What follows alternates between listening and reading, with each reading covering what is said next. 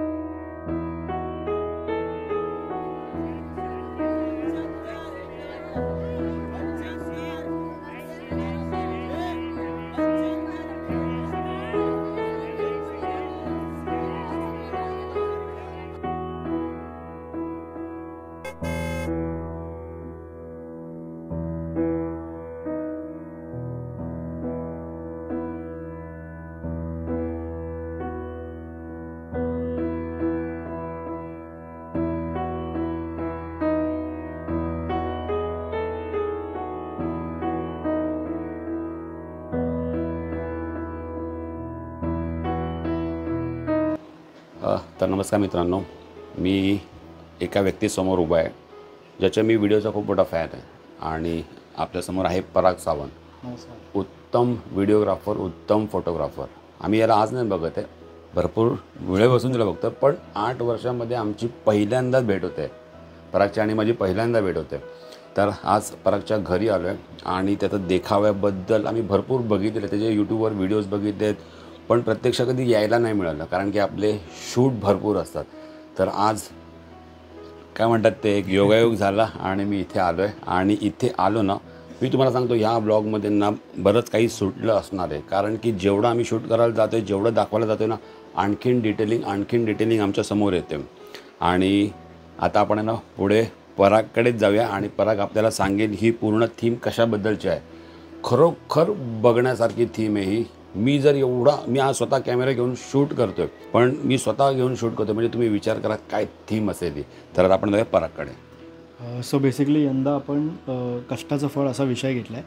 त्याच्यामध्ये बाप्पाच्या हातामध्ये डाळिंब दिसतं आहे. तर डाळिंब म्हणजे ग्रोथ अँड फर्टिलिटीचं सिम्बॉलिझम आहे आणि ग्रोथ म्हणजेच मेहनत आणि कष्ट.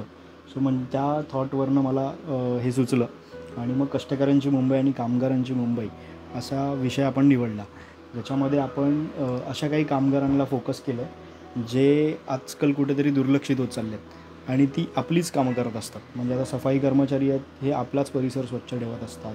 डबेवाले हे आपल्यालाच डबे पोचवत असतात. माताडी कामगार हे आपलंच घर बांधत असतात. म्हणजे कोळी बांधव हे आपल्यालाच मासे पुरवत असतात. सो हे आपल्याच आजूबाजूला असणारी लोक आहेत जी आपण कुठेतरी आता दुर्लक्षित करत चाललो आहे आणि येणाऱ्या पिढीला आहे ना, ते कसे दिसतात, त्यांचं कल्चर काय आहे हेही कळत नसतं. तो त्यामुळे हा देखावा चूज केला, ही कॉन्सेप्ट चूज केली आणि त्यांना डेडिकेट म्हणून हा यंदाचा हा पण विषय घेतला.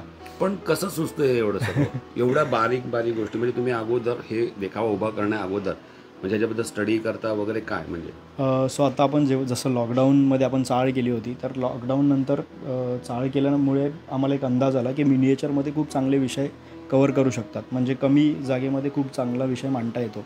सो म्हणून मिनिएचरवरती फोकस करतो. पण मग त्याचबरोबर की विषयसुद्धा असे निवडतो जे 2 जनरेशन्सला कनेक्ट होतील. म्हणजे आता इथे येणारा लहान मुलगा जर आला तर तो बघितल्यावरती त्याला प्रश्न पडेल की हा माणूस कोण आहे, राईट, त्याचे कपडे असे काय आहेत, त्यांनी डबे असे का पकडलेत. मग त्याला सांगता येतं की बाबा हा डबे. हां, म्हणजे आत्ताच्या जनरेशनला ही लोकं माहीत नाही आहेत. म्हणजे कोळी आपल्याला फक्त आता काही फोटोजमध्ये दिसतो किंवा कोळी सॉन्गमध्ये दिसतो, पण नॉर्मली कोळी कोणत्या वेशात असतो, काय त्याचे कपडे असतात, पारंपरिक काय वेशभूषा आहे. तर हे सगळं या पॉईंट ऑफ व्ह्यूने पण आम्ही असे विषय निवडतो जे 2 जनरेशनला कनेक्ट होतील. म्हणजे इथे येणारा लहान मुलगा पण आणि मोठा कोणी आला तरी मग तो मोठासुद्धा म्हणेल की अरे आम्ही आमच्या वेळेला डबे पोचवायचो, आम्ही अशा प्रकारे काम करायचो, आमच्या वेळेला असं इकडे दादर होतं. सो ज्या आता गोष्टी थोड्याफार लुप्त होत चालल्यात त्या कुठेतरी नॉस्टॅल्जिकली आपण पॉझिटिव्हली क्रिएट करायला बघतो. सो मग असं विषय सुचल्यानंतर मग आम्ही त्यावरती आपली घरातले काही सगळे असतात सदस्य आणि काही मित्रपरिवार असतात जे आपल्याला हे सगळं करायलासुद्धा मदत करतात एक्झिक्यूटला. मग कॉन्सेप्ट ठरल्यानंतर मग आम्ही एक बेसिक स्केच बनवतो. मग त्या टेबलची साईज काय असते, मग त्यामध्ये कुठे काय बसेल, गणपती बाप्पासाठी किती साईज ठेवायची आहे, म्हणजे किती डिस्टन्स ठेवायचं आहे, जेणेकरून मूर्तीलासुद्धा काही धक्का नाही लागणार किंवा काही नाही. तो सगळं आपण सांभाळून कशा पद्धतीत त्या जागेचा उपयोग करता येईल, काय काय गरजेचं आहे. सो अशा पद्धतीत एक चालू करतो. आणि ही पूर्ण कॉन्सेप्ट उभी करायची तरी पण किती दिवस लागले? एक 20 ते 25 दिवस आपल्याला गेले. 20 ते 25. आणि ही एवढीशी जागा आहे, ही किती असेल? ही 6 फूट आहे आणि अशी 3 फूट आहे, 3.5 फूट आहे. म्हणजे 3.5 बाय 6 असं बोलू शकतो. एवढ्याशा जागेत कष्टाचं फळ म्हणजे एकत्र हा पूर्ण थीम उभी केली आहे. आणि मी आलो ना इकडे तर मी यतीनकडनं कॅमेरा घेतला, यतीनला बोललो मी शूट करतो, कारण की इतक्या गोष्टी आहेत इथे शूट करण्यासाठी. आणि आपला गणपती किती दिवस असतो? 10 डेज असतो. 10 डेज असतो, म्हणजे अजून 5-6 दिवस आहेत. तुम्ही नक्की एकदा इकडे व्हिजिट करा आणि खरोखर बघण्यासारखी. पराग तर त्याचा व्हिडिओ बनवणारच आहे. आणि तुझ्या चॅनलचं नाव? माझ्या चॅनलचं नाव पराग सावंत म्हणूनच आहे. ऑलरेडी बरेच व्हिडिओज आहेतच गणपतीचे, पण यावर्षीचा व्हिडिओ लवकर अपलोड करेन. जर तुम्हाला व्हिडिओग्राफी वगैरे शिकायची असेल तर पराग सावंत. मी स्वतः सांगतो, मला बरेच जण बोलतात की दादा तू व्हिडिओ खूप छान काढतो, पण इथे मोठी मोठी माणसं बसली आहेत, तर तुम्हाला जर शिकायचं असेल ना व्हिडिओग्राफी काय असते, सब्जेक्ट काय असतो, इमॅजिनेशन काय असतं, आता हे पण सर्व जे उभारले ना हे सर्व इमॅजिनेशनच आहे. कसं म्हणजे एक एक गोष्ट आता मी तुम्हाला पूर्ण दाखवू शकत नाही, त्यामुळे तुम्ही जेव्हा येतील ना इकडे तुम्ही इथे हरवून जाल. आता आम्हाला रात्रभर जर असो ना तर आम्ही रात्रभर शूट करू, इतकं सुंदर यांनी बनवलं आहे. तर थँक्यू सो मच पराग, तू आम्हाला वेळ दिला आणि ना खरंच भारी शब्द नाहीत माझ्याकडे. थँक्यू.